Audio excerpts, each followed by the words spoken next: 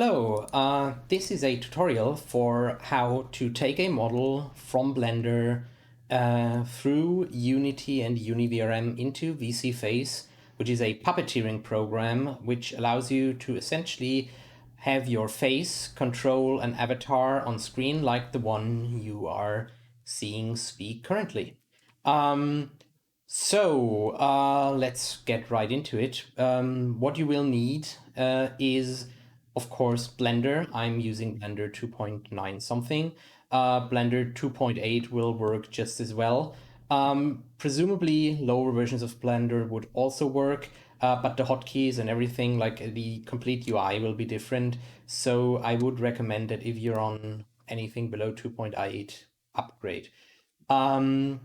You will, of course, need a model. So I have my model already loaded in here. And the model should already be rigged. I'll show the rig in a moment. But if you don't know how to rig a model like with basic bones, then you should probably go watch a tutorial on that because that is somewhat out of scope for this video. Then what you will need is Unity. Specifically, you will need Unity Hub, and you will need a specific version of Unity that you can use with UniVRM. And I'll go through that when we get to the importing part. You will need UniVRM, which is a Unity package, and I'll also get into how to install that in the importing part. Then you will, of course, need VSeeFace, which is the puppeteering program that we want to import this model into. All right, so let's start off with how to prepare the model for export. First of all, let's have a quick look at the way the rig is set up. This is essentially just the standard Blender rigify rig without the face bones. And with a few bones added extra. I will show those in a moment. If you have ever used Rigify, then these names here will probably look familiar to you. One thing that's important is that VSeeFace will never move the shoulder bones, or at least will not move them with the arm. So make sure that arm bone movement alone is good enough to essentially position everything you need in the right place. I believe that in theory there is also like Mechanim, Unity's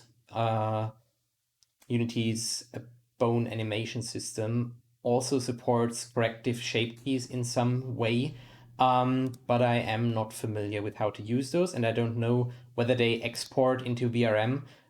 So it's probably best to not rely on corrective blend shapes.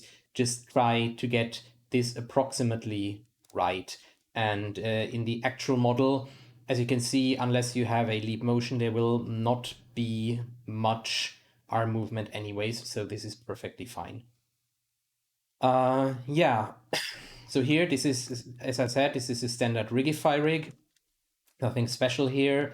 Bones for the feet, 2 bones per limb, 2 deformation bones per limb. There is 2 things that I have added. One is bones for hair. So these bones are attached to the lower part of the hair, and we will, when we import these, make these bones into spring bones, into VRM spring bones, which means that they will essentially sway around when the model moves. So on this model, because the hair is very short, it is pretty subtle, but the hair does move, and especially when I move rapidly. Right. Another thing I've added is eye bones. VSeeFace has 2 ways in which eyes can be set up. One is with blend shapes, where you have a blend shape for eyes to the left, right, up, down. And the other one that I have found was simpler is to simply have bones that rotate the eyes. So here I am going to go into textured modes to show you. If I rotate the bone around the z-axis, the eye gets rotated. So this basically just rotates the eyeball. A thing that VSeeFace cannot at this point do is work with eyes that work via UV map rigging. So it cannot do that at this point. I don't know if that's planned to happen at some point, but right now it cannot. So it's either the blend shapes or eye bones. Yeah, so that's how the eyes will be set up. All right. So that's it for the for vertex groups and waving. The other thing you will need is expression sculpts for the that will be used for lip syncing and for facial expressions. And this model has a few facial expressions. For example, it can be angry, it can be sad, it can be happy, it can make a cat mouth. Yeah.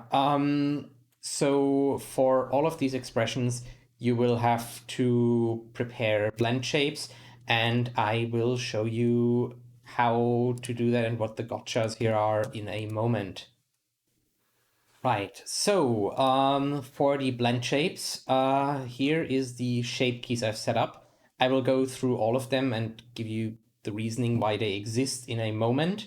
First of all, one important thing, if you like, so you can see that I have pretty much nearly my entire model as one object.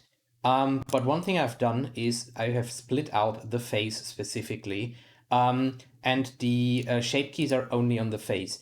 This is especially important with UniVRM because UniVRM will use a lot of memory for every shape key. And if I have all these shape keys on my complete model, which is relatively high poly, then UniVRM will use 16 plus gigabytes of memory, and on my machine that means it will crash. So do yourself a favor, do the expression sculpts on only a small split off part of your mesh. And when importing it, this is absolutely no problem. It doesn't, like, it just works fine even if it's multiple objects. That works perfectly. Yeah. One thing that you should, if you haven't yet sculpted expressions, then one thing that you should do at this point is apply any subdivision modifiers up to the level that you want. So later, when you have shape keys, you cannot apply modifiers anymore. You cannot apply modifiers to an object that has shape keys. You can apply subdivision surface modifiers very manually by creating a copy of the object for every shape key, then deleting all shape keys but one, and then applying the modifier. That works, but it's very slow, it's very tedious. So if you haven't gotten started yet, do yourself a favor, apply all the modifiers that you want to apply before export, because obviously Unity does not support Blender modifiers. So you will have to apply them all before export. So if you haven't sculpted shape keys yet, apply them now. Okay, let's have a look at the shape keys I have here. The first one, neutral, is just the basis shape key. And then let's go through these here first. So these A, I, O, E, U are the shape keys that are used for lip syncing. They're simply mouth shapes when making an A, an I, an O, an E, and a U. So one thing you might have noticed is that the teeth stay in place for all of these. That's because I have a separate shape key down here for opening the teeth and putting the tongue down a bit. The reasoning for this is that that some of these might be blended. So we might have at some point something that is partially E and partially A, And if we had the teeth on both shape keys, these would add up and the teeth would start clipping out the bottom of the chin, and you don't want that. So later in UniVRM, we will set it up so that an A is actually A shape key to full and teeth shape key to full. And then they will blend perfectly, and nothing will be problematic when multiple of these are active at the same time. Yeah, so that is actually all you need for lip syncing. If you have these, then lip syncing will already work perfectly, but you will not be able to make facial expressions yet. And you will not be able to blink, and that's somewhat important. Yeah, so the next one is I have a few mouth expressions. So what I specifically have, I have a cat-like mouth here. I have a closed mouth. That one isn't actually used later at all. So my model just constantly has in the closed mouth, quote unquote, pose. It just kind of has its mouth slightly open. That's just how I set it up. I think it looks better, but that's preference. Yeah, then here is a sad mouth. So this looks rather extreme, and once again, later in UniVRM, we will set it up so that the sad mouth is actually only activated to about this level, because this is too much. And then a happy mouth. That one is actually not particularly extreme, so I think we later set it up to just go like that when we import this. Now here we have two more shape keys for expressions. We have brows that look angry, which is essentially just the brows down in the middle, but that's basically just angry brows and worried brows. And we will use all of these keys, the mouth keys and the brow keys together to do expressions, and also these four. So these four are eye shape keys for the eyes. Not the pupils, like not the eyeballs, but the eyelids. And this setup might look a little weird. So I have the right outer eye being closed, the right inner eye being closed, the left outer eye being closed, and the left inner eye being closed. So if I activate both of these, then the eye is fully closed. You might wonder, okay, why is it set up like this? Because that looks a bit weird, doesn't it? The answer is once again because of blending. So for an angry expression, what you usually want to do is you would like the mouth to be like a bit sad. You would want angry eyebrows, but you would also want the eyes themselves to be like slightly like this. So if I simply sculpt it like this, if I sculpt angry eyes, and then I add the closed eyes shape keys, the eyes will be essentially 125% closed, and that will look terrible. So by having outer close and inner close separately, I once again will be able to, in the UniVRM blend shape proxy, set it up so that angry looks like this, but you can still blink normally. Yeah, because blink will then just pull all of these to one. So I'll show you real quick how to most easily create those. I've switched to a older version of this model, which has sculpts for left side closed and right side closed, but not the other ones. So essentially, you do that by first you duplicate this shape key. So essentially, I just turn it on and then I say new shape from mix. So this is going to be our eye blink right outer, and the other one up here, sorry, is going to be our eye blink right inner. So I'm now just going to go into edit mode, and I'm going to select the vertex roughly in the middle of the eye. Then I select side of active. So now I have all the vertices to the right of the active vertex selected. And now I run blend from shape to reset this to the basis shape key. And to do that, I just have to uncheck add here. And now I have something that is just blinking on the outer end. And then to create the other side, I simply invert the vertices. I go back into here. So here, obviously, the hair is for some reason broken, but we could fix that at some point. And then I reset this part to the basis. Right, and now I have my shape keys that together make up a full blink, and one is outside, one is inside. Yeah.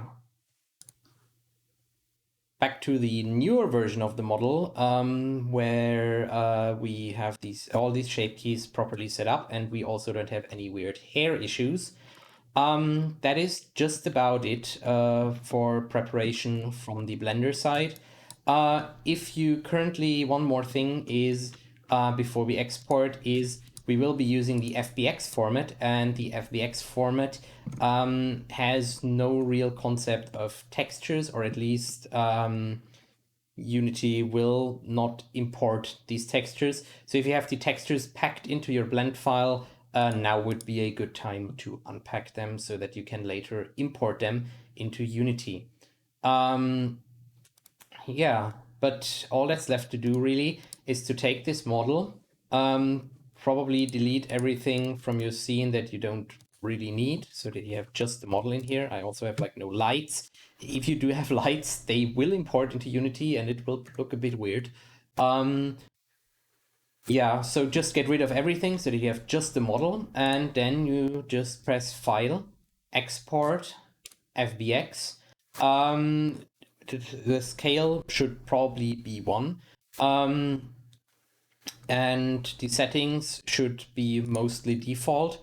And that really is pretty much it. You just export with default settings, export everything as an FBX file. We'll call mine Ecosun tutorial FBX, and that's about it. Everything else we will be doing in Unity. Right, so let's get started with Unity. You will need Unity, specifically you will need Unity Hub, which lets you install various versions of Unity, and you will want a very specific version. The version you want is Unity 2018 4.15 F1. So how you get that one is you open Unity Hub. Once you've installed it, you go on Installs, you press Add, and then you go to the download archive. And here you can then go to 2018X, and then you can find the 2018 4.15, 2018 4.15, here it is, and you just press Unity Hub and it will install it for you. That will take a moment, but it's relatively painless. Then you will want to create a new project. The new project template should essentially, you can leave all of this at default, just give it a name probably, and then Unity will start, and that will take a while. Don't get confused, Unity is very slow to start up if you've never experienced it. It will just not show anything for a while, but it will start eventually. You will, in the meantime, you can go download UniVRM, which is the tool that we will use for our VRM conversion. So here, I will put all these links in the description, by the way. So here I've gone to the UniVRM page, and UniVRM is a Unity package. So you just download this here from the GitHub page, and you save it somewhere. I will save mine on the desktop. So Unity is still starting, and we will continue when Unity has started up fully. Right, so now Unity has started and we are dropped into a default 3D project. The first thing we need to do now is we need to import the UniVRM package. To do that, we go to Assets, Import Package, Custom Package, and we go to where we saved the Unity package file and just double click it here. And now UniVRM will be installed into this Unity project. Yeah, and that's and just press import here, and that's it. Now we have UniVRM installed. Next up, we will want to import our model. So to do that, we just use drag and drop. So I will go to the folder where I have saved my models, or where I have just exported the FBX to. So this is that folder. And let's see here, EcoSend tutorial FBX. And in a moment, when UniVRM is done, I will just drag that into the assets area down here.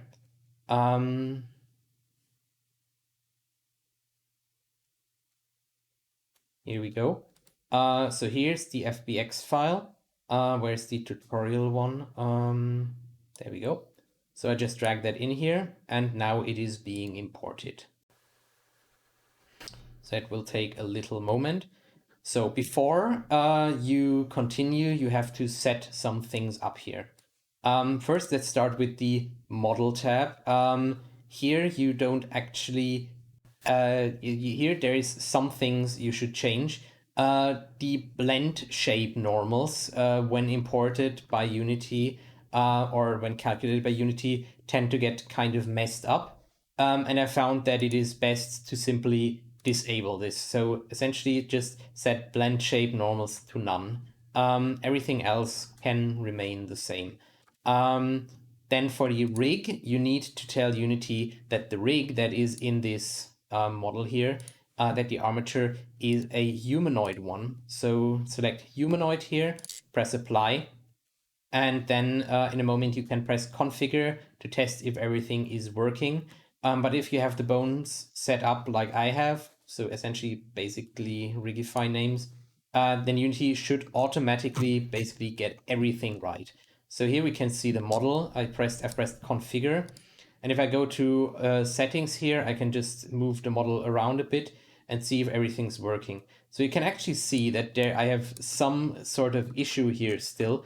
I have a few vertices that are weighted wrong, but I'm not actually going to fix that now. Obviously, if you were making a model for production use, you should fix stuff like that. But essentially, we can see here that it detected all the bones correctly. Everything is just fine. The eyes are also detected. Hands are detected, which if you have a leap motion would matter.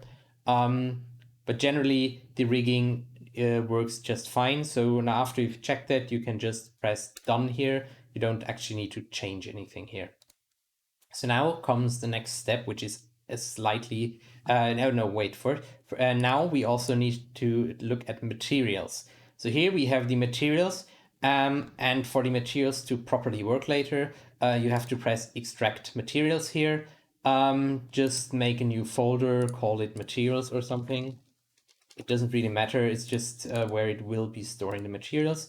And then it will put all the materials that you had on your Blender model there. Not the textures. We will do that in a later step. But for now, all the material setup is correct. So now everything is set up for the initial import, and we can just drag this model in here, set the position to the origin. And now comes a very slightly weird UniVRM idiosyncrasy. What we want to do is select this model, press UniVRM up here, and export the model as a humanoid model. It doesn't matter what you enter here because this is only a temporary export. So we export this, we put it here with our project. Sorry. We save. And now the model has been exported. Now we delete this model here from our scene, and we go again to UniVRM and we import the model that we just exported. And it will ask us where to save the prefab file. Save the prefab file to your assets folder of this project. And then now we have this prefab, and we can drag this back again in our scene. And now the model has all the scripts for UniVRM set up properly, so that we can then take care of all the blend shape setup and such. First of all, I will quickly move this directional light and rotate it somewhat so that we have more light in the face. Okay, so this is now our model. And right now what's missing is shading and the blend shape setup. We will start with the blend shapes.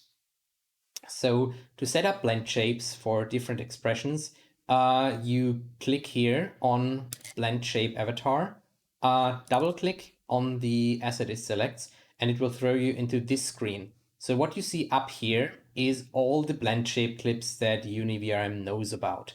And down here you can select the blend shapes that you exported, and select how much of a given blend shape should be active for this blend shape clip. So for example, for an A, what we want is the full A and also the teeth open. So that's going to be what an A looks like.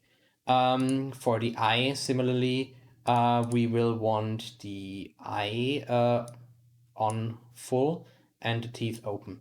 Yeah, I'm going to go through these for all of the phonemes.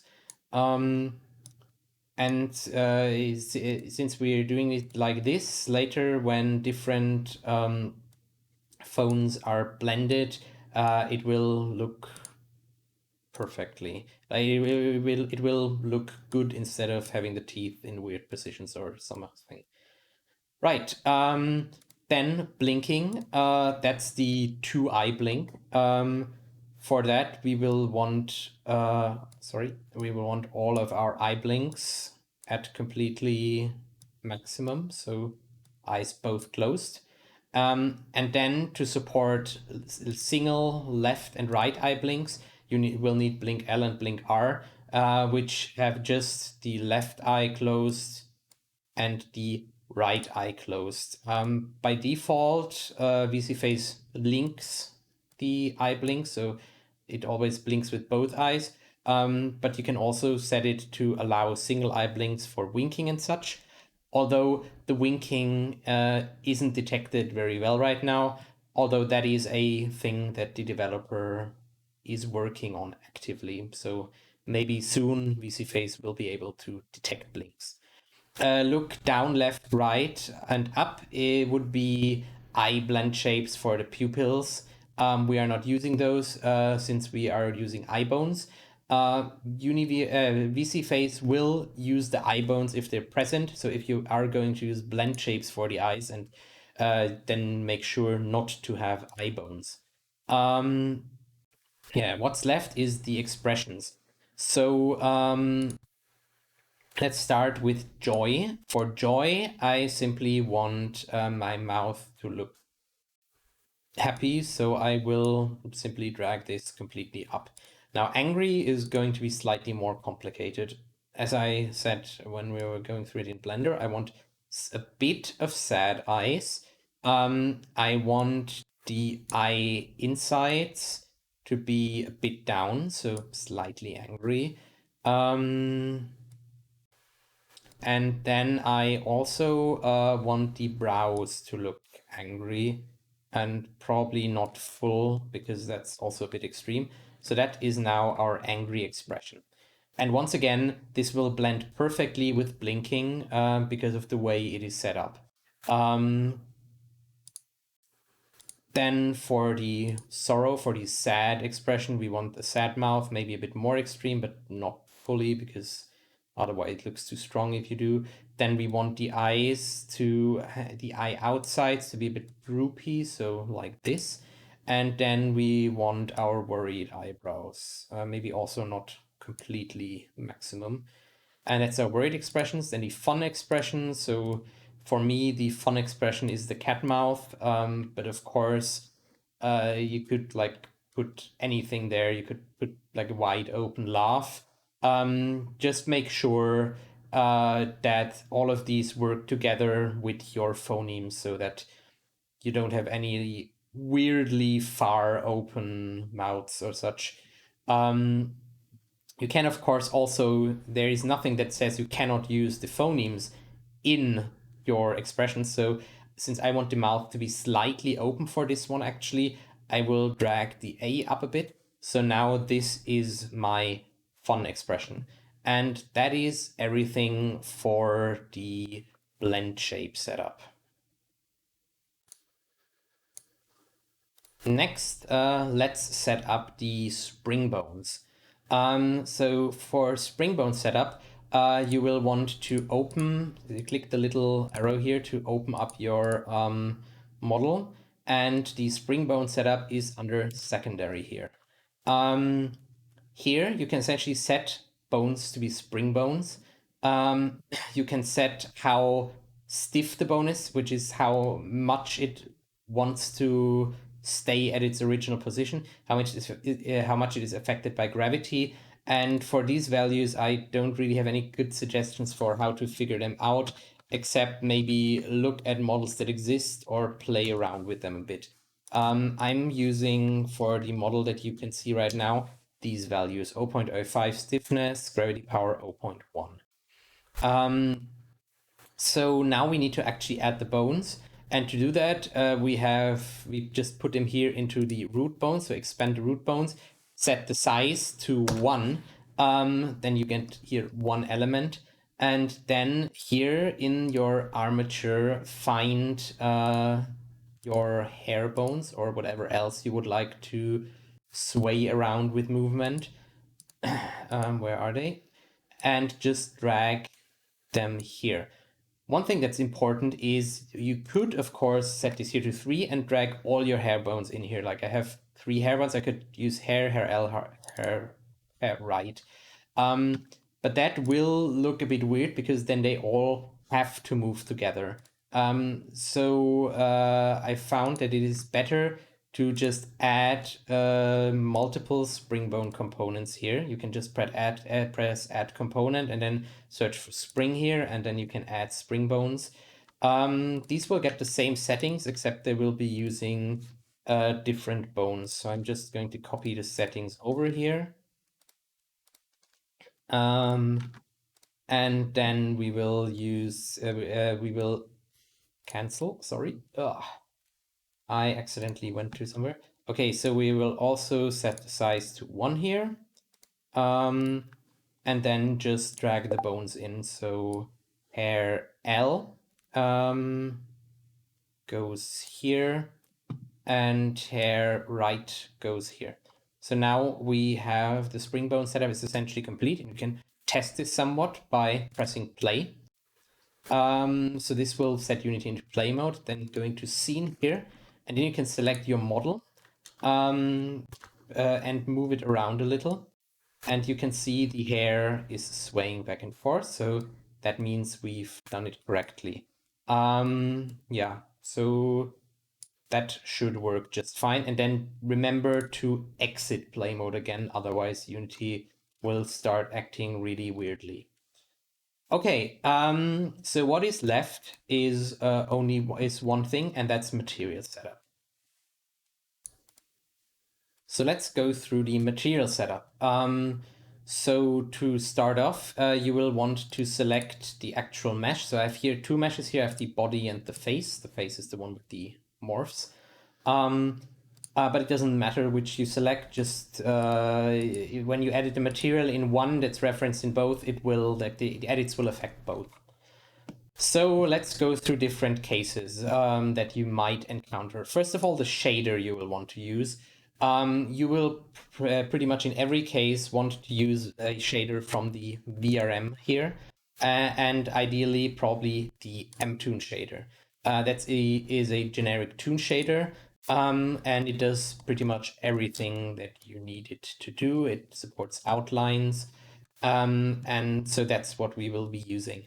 So here for the hair is an object that in my model has no texture. Just has a color.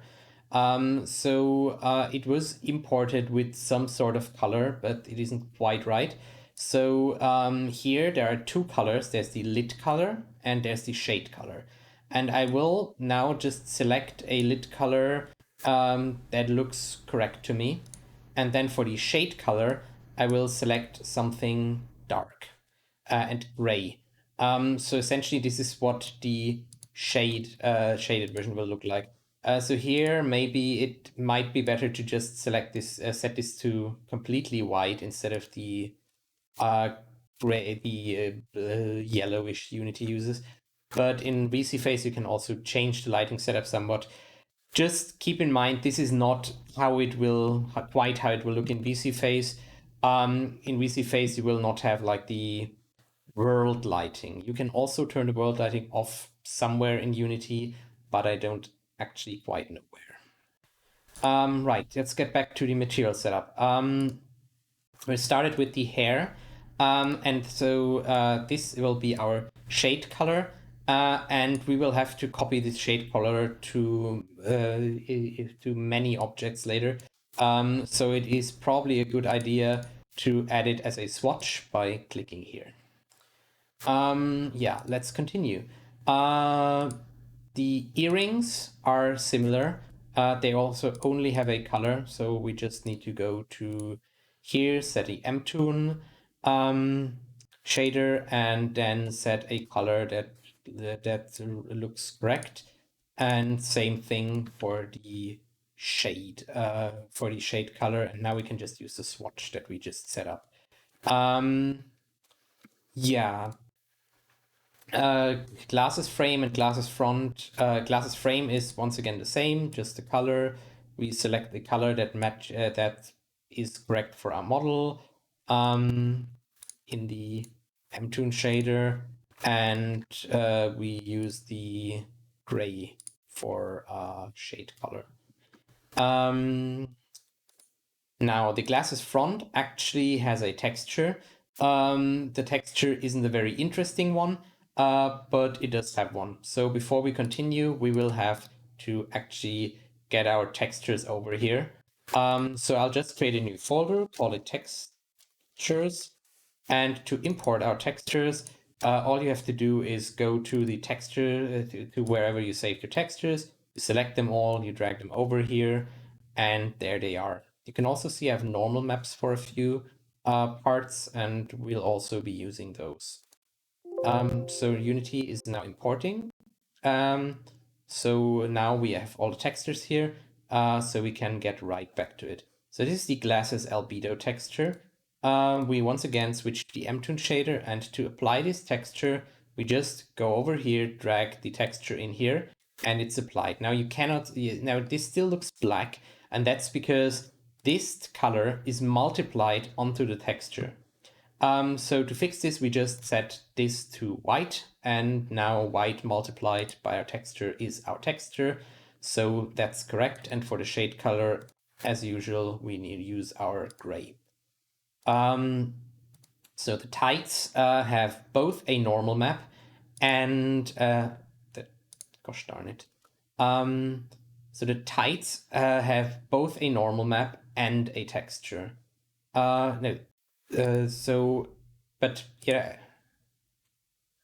So we go here, we go to mtoon, and we notice that I actually misnamed the material. It's actually the hat.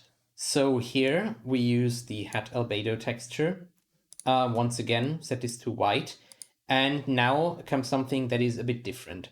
We want the shade to apply properly to our colors. So we also drag the texture here into the shade color, and then we select the gray that we've set up.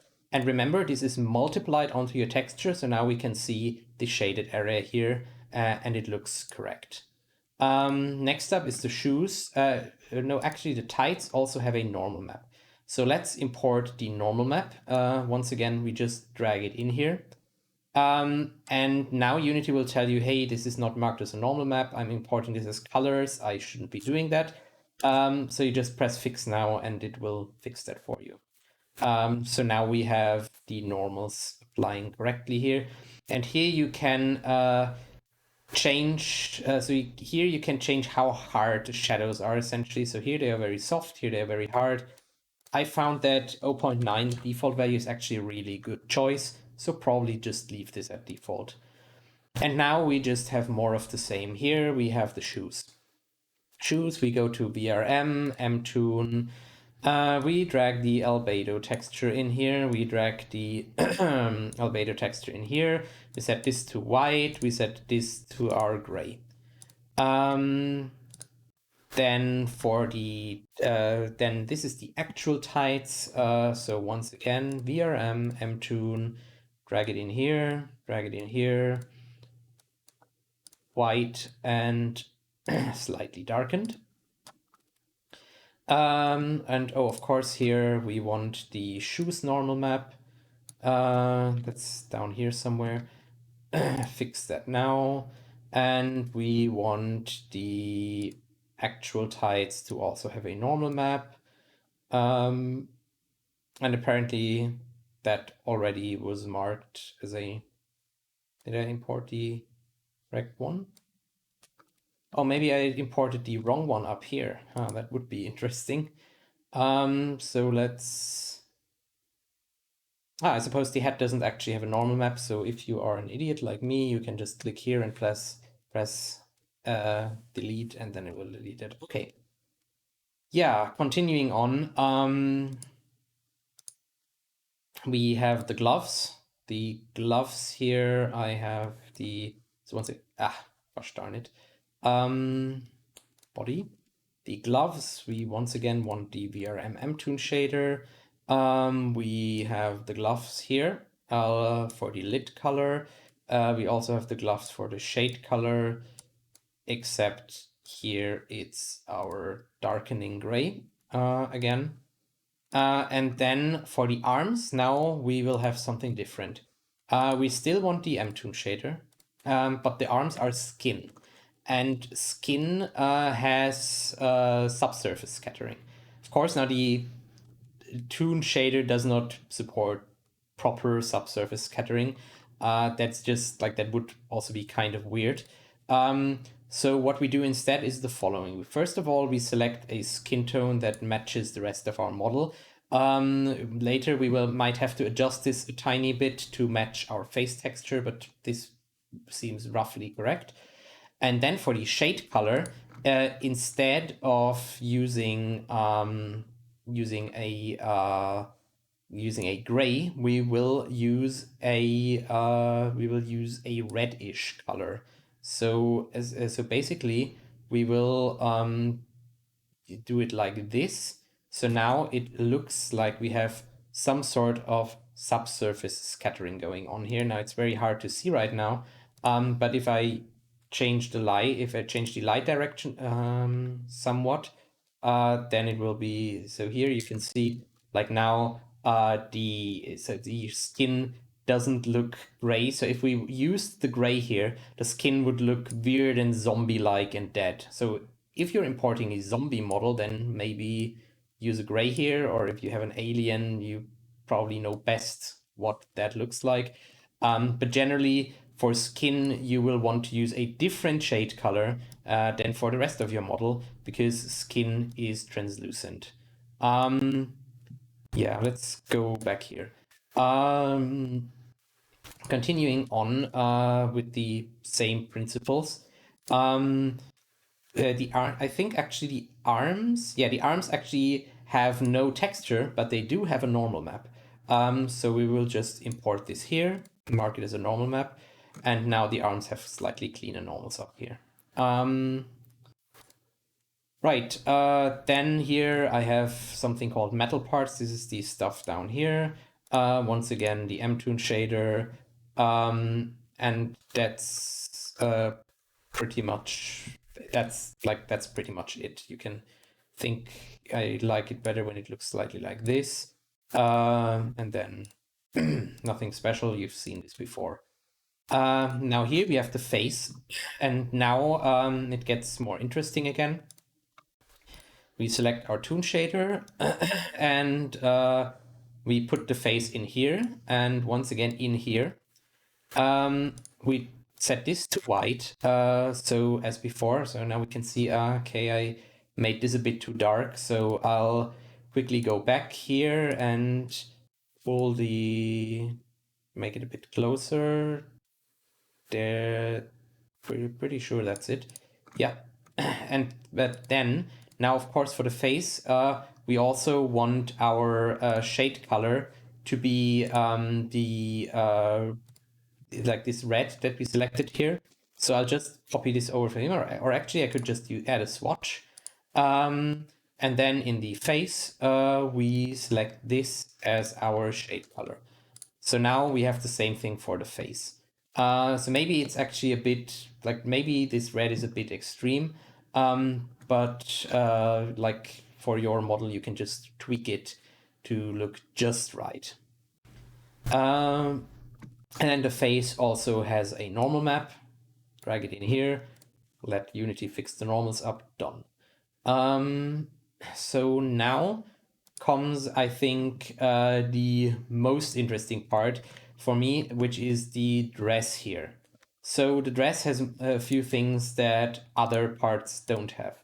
But first, let's start off as usual with the albedo. So here, this is the color of the dress.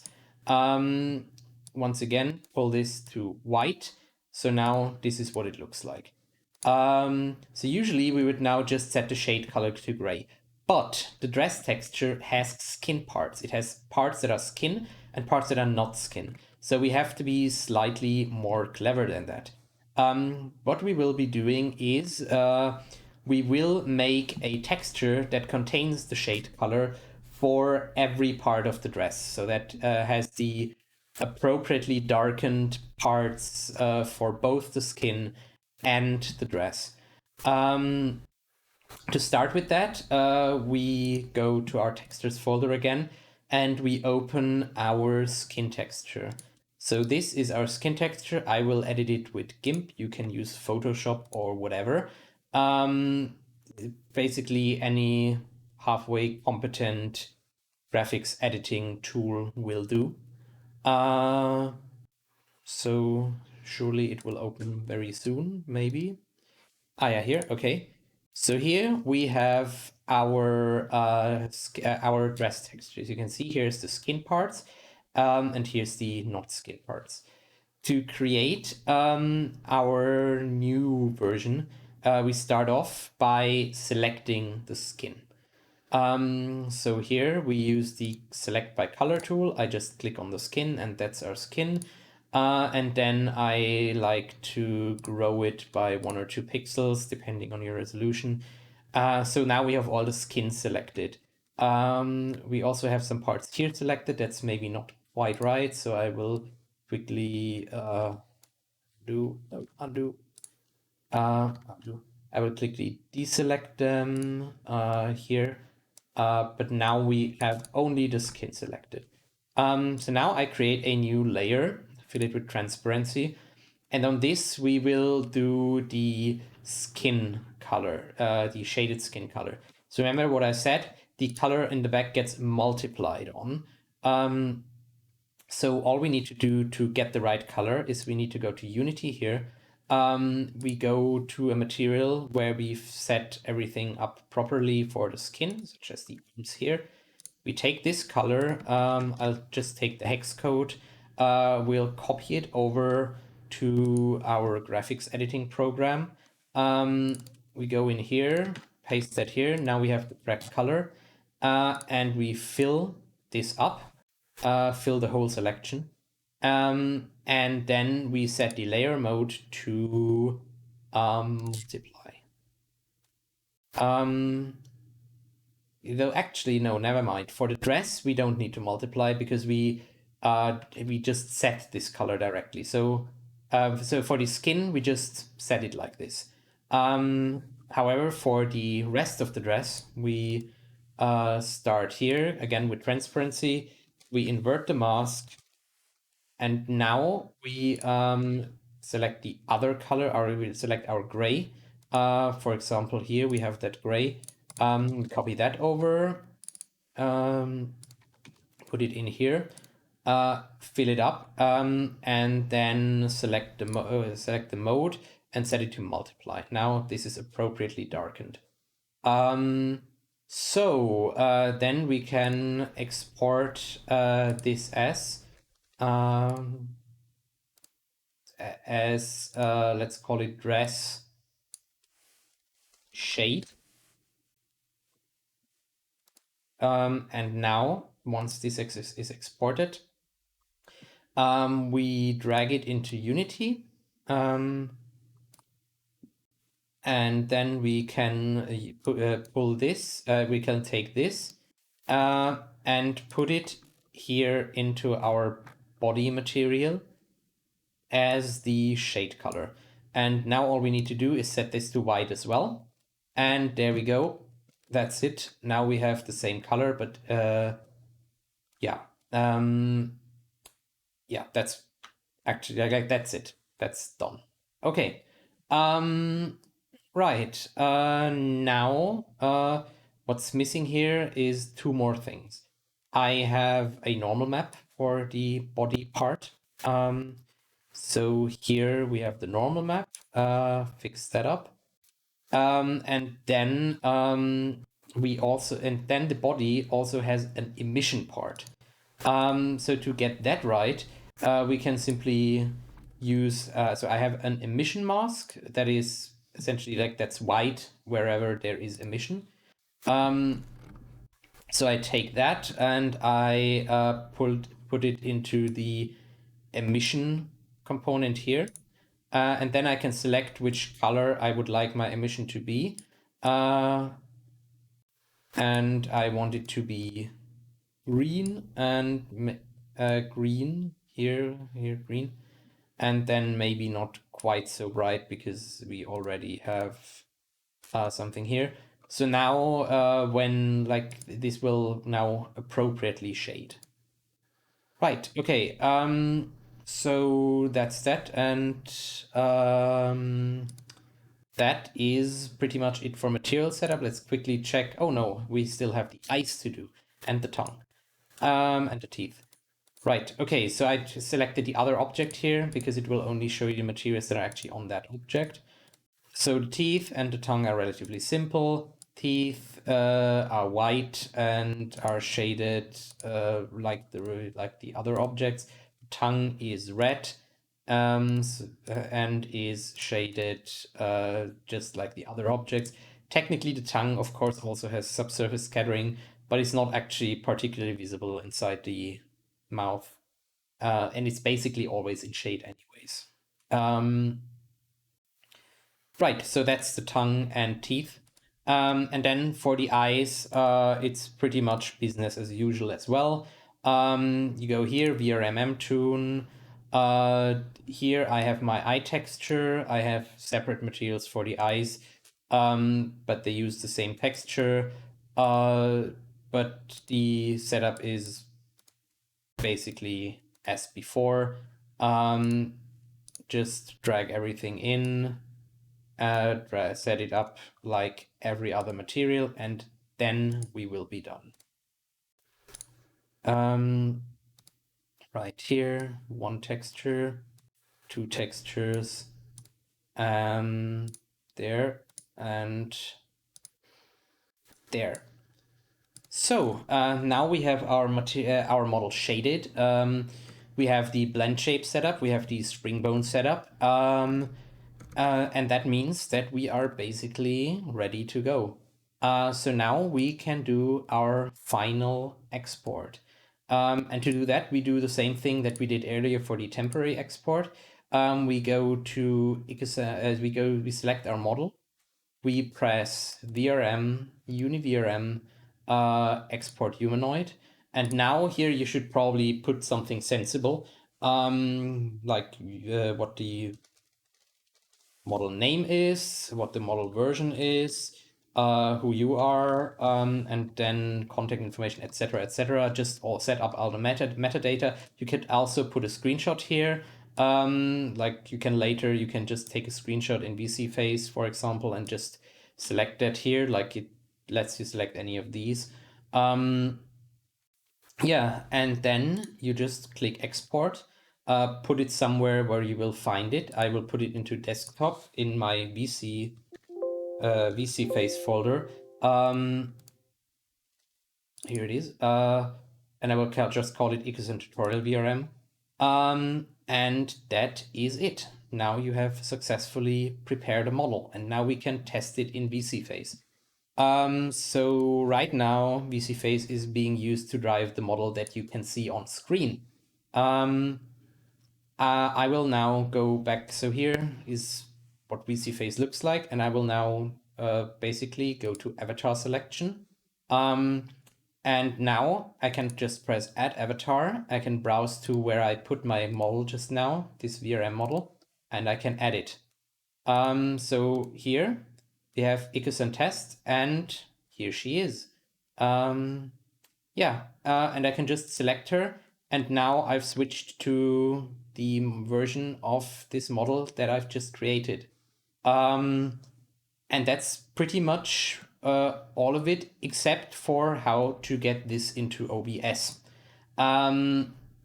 So I will also show you my OBS setup. So here, that's how I have OBS set up.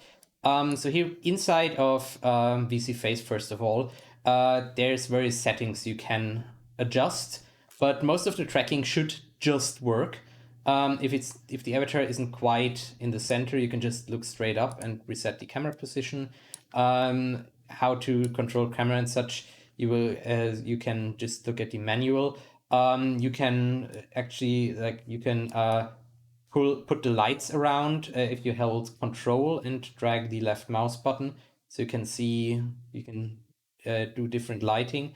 I think the lighting that we just had, like front on and just slightly from the top, is probably best. And you can see we made the shadows maybe a little too deep, but that's fine. Yeah, so to get this into OBS, what you want to do is you go to settings, general settings, and then then you scroll down here to virtual camera.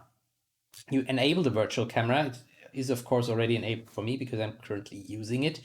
And then you will want to load a background image here.